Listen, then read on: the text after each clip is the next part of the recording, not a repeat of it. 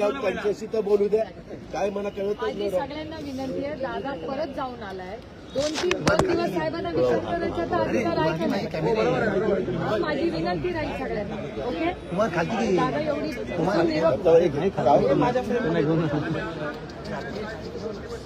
हा बघूया ना 2 दिवस तर द्या साहेबांना. त्या संदर्भामध्ये साहेबांनी सांगितले 2 दिवस घ्या. नाही भाऊ, ज्या अर्थी साहेब 2 दिवस द्या म्हणतात त्या अर्थी काहीतरी त्यांच्या डोक्यामध्ये विचार असेल ना. कारण हाही विचार करताना त्यांनी ज्यावेळेस सगळ्यांच्या देखत सांगितला त्या अर्थी साहेबांचं जे आजपर्यंत प्रगल्भ असं व्यक्तिमत्व आपण पाहिलं तर साहेबांनी काय एका दिवसात हा निर्णय घेतलेला नाही. काहीतरी त्यांनी विचार करूनच घेतलेला असेल ना. म्हणून आमची विनंती आहे, आम्ही पवार साहेबांचा सांगावा तुम्हाला घेऊन आलेलो आहे. त्या सांगाव्याला आपण कृपा करून प्रतिसाद द्यावा. आणि आता झाले दादा 6 तास झाले उपाशी बसतो. आमची विनंती आहे साहेब, तुम्ही सांगा हो उत्तमराव 4 दिवसानंतर आम्ही काय करतो. 2 दिवस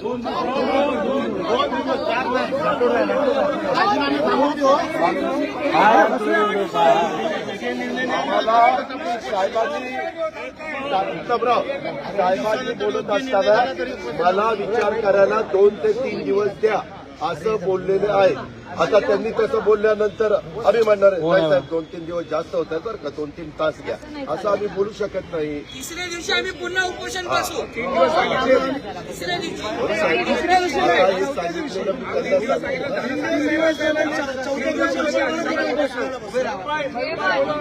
आणि पवार साहेब आपले बाबा दादा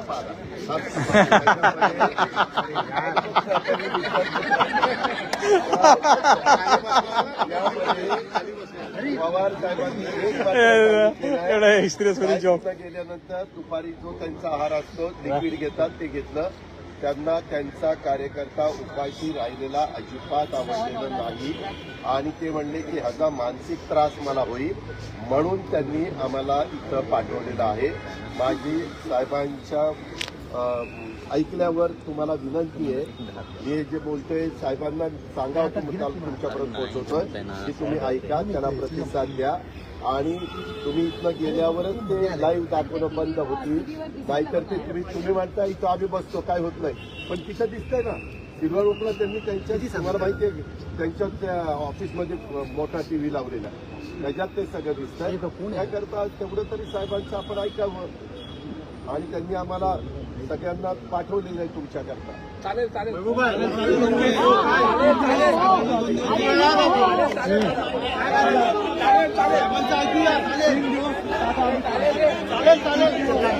2-3 दिवस थांबूया साहेबांचं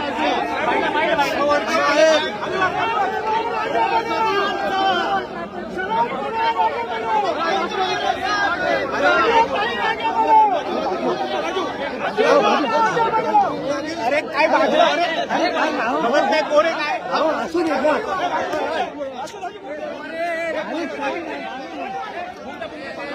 मागा मागा मागा मागा मागा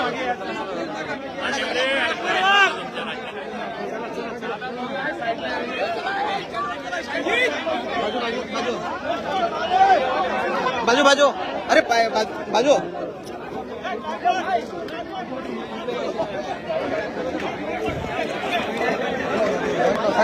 साईडला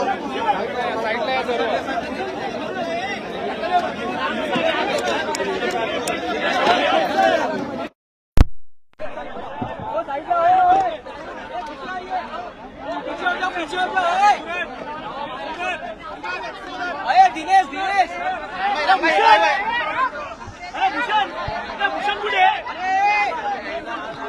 थांबा ना थांबा ना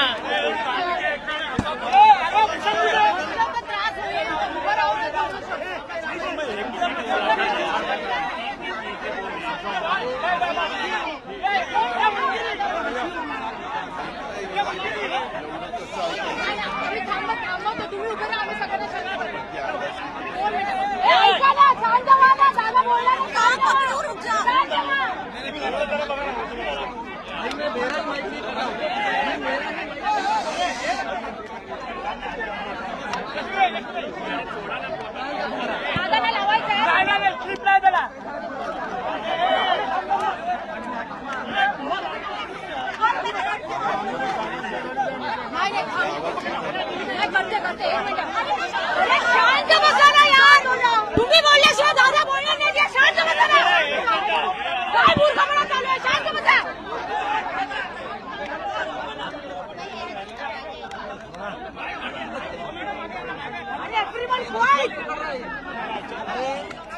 चला रोल रोल.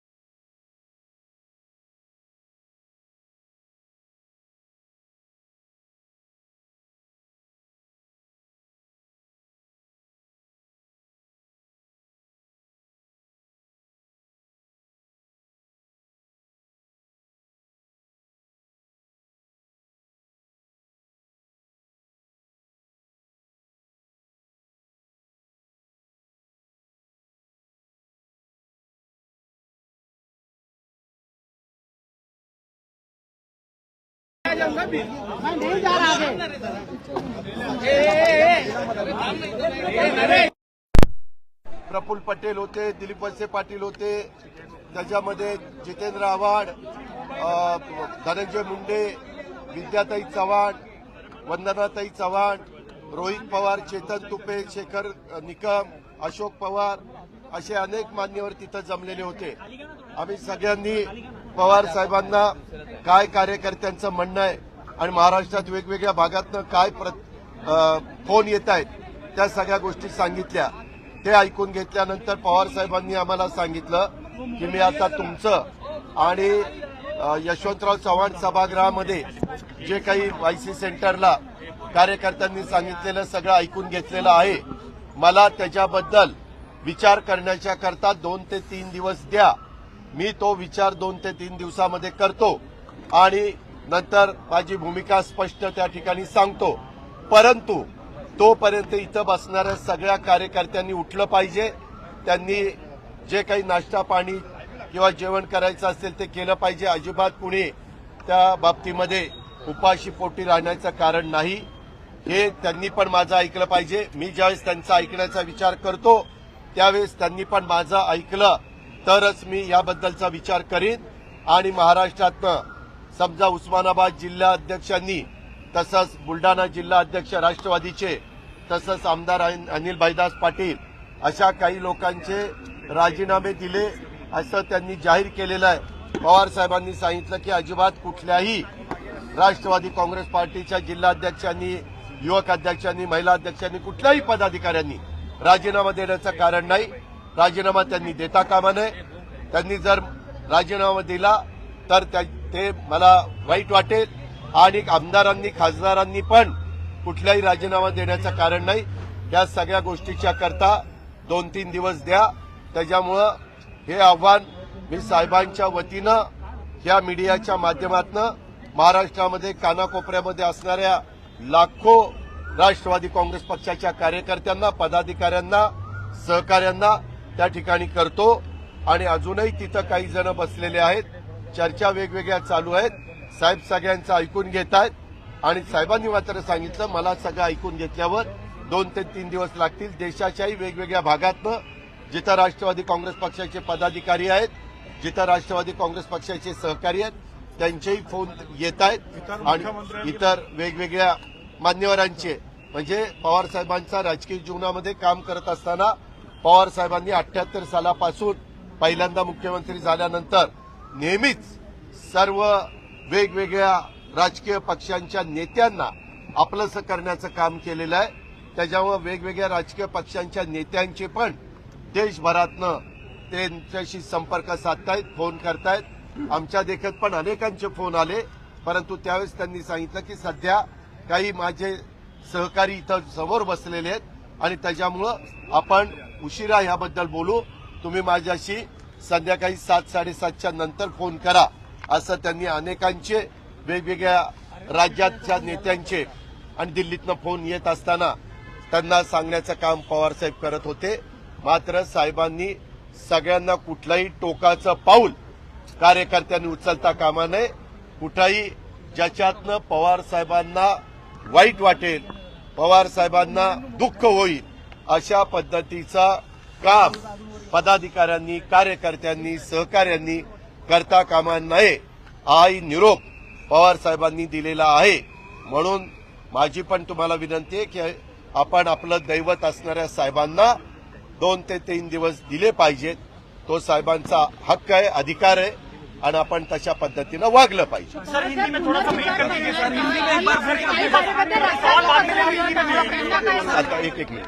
अहो, पवार साहेबांना जे कोणी काही असं रक्तानी पत्र वगैरे ते कुठलंही साहेबांना अजिबात आवडणार नाही. म्हणूनच आम्ही साहेबांच्या वतीनं सांगतोय आणि त्याचं सगळ्यांनी व्यवस्थितपणे अनुकरण करावं. कुणी मुंबईला यायचा प्रयत्न करू नये आणि कुणी ते आता ज्यांनी राजीनामे दिले त्याचा एकाचाही राजीनामा मंजूर केला जाणार नाही अशा पद्धतीच्या स्पष्ट सूचना साहेबांनी दिलेल्या आहेत. आणि त्याकरता कुणी अजून नवीन प्रश्न निर्माण करू नका. पण साहेबांना विचार करण्याच्या करता कृपया 2 ते 3 दिवस त्या ठिकाणी द्या. कुठंही आंदोलन उपोषणाला बसलेत आणि कुठंतरी साखळी उपोषण चाललंय वगैरे वगैरे अशा पद्धतीनं करता येणार नाही. कारण हा राष्ट्रवादी परिवाराचा प्रश्न आहे. आपला राष्ट्रवादी परिवाराचा प्रश्नाच्या करता सर्वसामान्य जनतेला, नागरिकांना ज्यांचा पक्षाशी संबंध नाही अशांना वेठीस धरण्याचं काही कारण नाही. त्याच्यामुळं कुणी काही आंदोलनं किंवा रस्ता रोको किंवा आणखीन काही अशा प्रकारचं करता कामा नये या स्पष्ट साहेबांनी सूचना दिलेल्या आहेत. पवार आज दोपहर सुबह 11 बजे पवार साहब का एक जो उन्होंने पुस्तक लिखा है उसके बारे में एक कार्यक्रम था यशवंतराव चौहान प्रतिष्ठान में. वो कार्यक्रम में मेरे ख्याल से गिरीश कुबेर जी और अपने राजीव खांडेकर जी ऐसे अन्य लोगों ने भी अपने अपने विचार सबके सामने रखे. और फिर बाद में लास्ट में पवार साहब उनका खुद का जो कहना है उसके बारे में इसके लिए वो बोलने के लिए उठे. तो बोलते बोलते हमें किसी को पता भी नहीं था. बोलते वक्त उन्होंने 1 मई 1960 से शुरुआत की और कल की तारीख थी 1 मई 2023. तब तक का थोड़ा सा जो कुछ आज तक हुआ उसमें से जो आप सबको साहब को बताना चाहिए था वो साहब ने बताया. हमें भी थोड़ा सा लगा कि साहब ने 1 मई 1960 से शुरुआत करके 1 मई 2023 तक क्यों आए साहब. लेकिन बाद में पता चला ये सब बताते वक्त साहब ने बोला कि मेरा एज अभी 83 हुआ है, कहीं ना कहीं रुकना चाहिए. इसीलिए पार्टी का जो जिम्मेवारी है प्रेसिडेंटशिप की वो मैं उसका इस्तीफा दे रहा हूं. और उन्होंने एक कमेटी डिक्लेयर की और वो कमेटी ने बैठकर साहब के बाद उस जगह किसको बिठाना है उसके बारे में चर्चा करनी चाहिए ऐसे पवार साहब ने बताया. ये कोई भी राष्ट्रवादी कांग्रेस पार्टी को लीडर को अच्छा नहीं लगा. या जितने भी कार्यकर्ता आए थे उनको अच्छा नहीं लगा. जो भी बाकी के सुनने के लिए आए थे किसी को भी वो अच्छा नहीं लगा. और कोई रोने लगा, कोई अपना मन की बात वहां कह नहीं सका, ऐसा सब हुआ. वो सब साहब देख रहे थे. साहब ने सब देखा. उसके बाद पवार साहब घर पे चले गए सिलो रोड पे. और वहां जाने के बाद हम कुछ लोग ऊपर बैठे थे. ऊपर बैठने के बाद 4 साढ़े 4 बजे हम भी वापिस सिलो रोड चले गए. वहां भी 15-20 लीडर लोग बैठे थे और सबने साहब को बताया कि साहब कार्यकर्ता बहुत नाराज हुआ है. कार्यकर्ता को कहना है कि आप प्रेसिडेंट रहो और एक्टिंग प्रेसिडेंट किसी को बनाओ, यानी कार्याध्यक्ष बनाओ और वो काम करेंगे. आप उसको आशीर्वाद देंगे, पार्टी का भी काम चलेगा. साहब ने उसके बारे में सबका सुनने के बाद उन्होंने बताया कि अभी आप भुजबल साहब, मैं भुजबल साहब और रोहित पवार उसको बताया कि आप तीनों वहां जाओ, सुप्रिया के साथ बात करो और मेरा जो मैसेज है वो सब कार्यकर्ताओं को दो कि आप यहां से जो बैठे वहां से अपने अपने घर चले जाओ आपकी जो मांग है कि मैंने इस्तीफा वापस लेना चाहिए, उसके लिए मुझे 2 से 3 दिन सोचने के लिए वक्त कार्यकर्ताओं को देना पड़ेगा। कार्यकर्ताओं ने मेरा सुनना चाहिए और ये यहाँ से कार्यकर्ता उठ के अपने अपने घर जाए, वहाँ घर जाके खाना खाए, नाश्ता करे। जो भी उन्होंने आज सुबह तक कुछ नहीं किया, वो उसको उनकी तबीयत के लिए भी वो ठीक नहीं है, इसीलिए उन्होंने वैसा हमें बताया है और वैसा आह्वान हमने सबको किया है। और उन्होंने एक बताया, अगर ये मेरा मैसेज देने के बाद कार्यकर्ता अगर नहीं उठे तो मैं उनका सुनने वाला नहीं हूं। अगर उनका मैंने सुनना चाहिए ऐसा कार्यकर्ताओं को लगता है तो उन्होंने मुझे 2-3 दिन देना चाहिए और फिर मैं मेरा जो भी है सब सुनने के बाद मेरा जो कहना है वो कह दूंगा। नंबर 1। नंबर 2, अलग अलग डिस्ट्रिक्ट से हमारे पार्टी के प्रेसिडेंट हो, हमारे एमएलएज हो, हमारे एमपीज हो, ऐसे बहुत से कार्यकर्ताओं रिजाइन करना शुरू किया है। उन्होंने कहा कि ये तुरंत बंद कर दो, किसी ने भी इस्तीफा देने की जरूरत नहीं। एज अ राष्ट्रवादी कांग्रेस पार्टी एक परिवार के नाते सबने मेरा सुनना चाहिए और 2-3 दिन दे दो। मैंने भी सबके सामने ये रखते हुए मैंने खुद ने 7-8 दिन सोचा और सोचने के बाद मैंने वो मेरे मन की बात लोगों के सामने, कार्यकर्ताओं के सामने रखी है। इसीलिए ऐसा रिएक्शन आएगा ऐसा मुझे लगा नहीं, लेकिन अभी वो सब मैंने देखा है, इसीलिए 2-3 दिन लेकिन रुकना चाहिए, उनको फुर्सत देनी चाहिए, उनको वक्त देना चाहिए। उसके बाद वो सबका सुनकर ठीक तरह से डिसीजन देंगे। नहीं,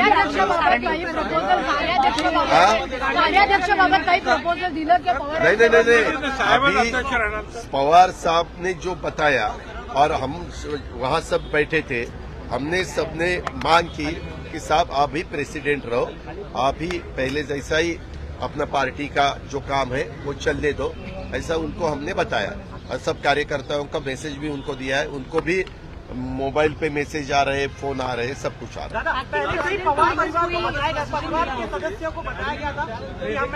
नहीं, किसी को नहीं बताया था।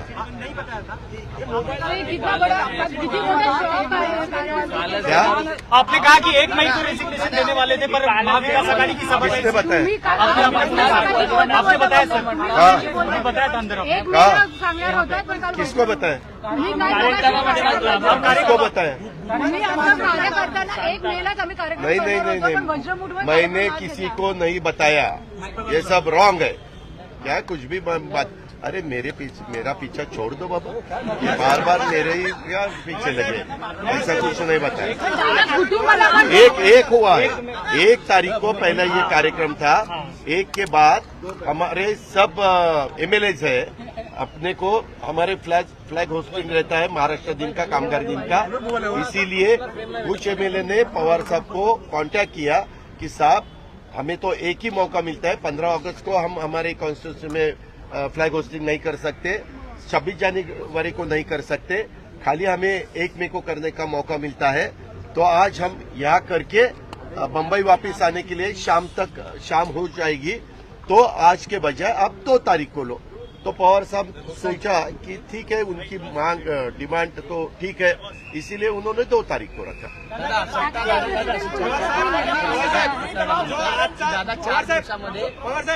सब कुछ आहे, आता कितीदा सांगितलं तुम्हाला, मी राष्ट्रवादी सोडणार नाही, कितीदा 50 वेळा तेच सांगू काय? दुसरे कुणी काही चर्चा करत असले तर त्या चर्चेला किंमत देऊ नका। अगं बाई, नाही चर्चा झाली, आम्ही त्यांना राजीनामा मागे घ्यायला सांगतो, त्यावेळेस तुम्ही अध्यक्ष राहा आणि ऍक्टिंग प्रेसिडेंट कुणाला तरी तुमची इच्छा असेल तर आपण ऍक्टिंग प्रेसिडेंट करू असं आम्ही विनंती केली।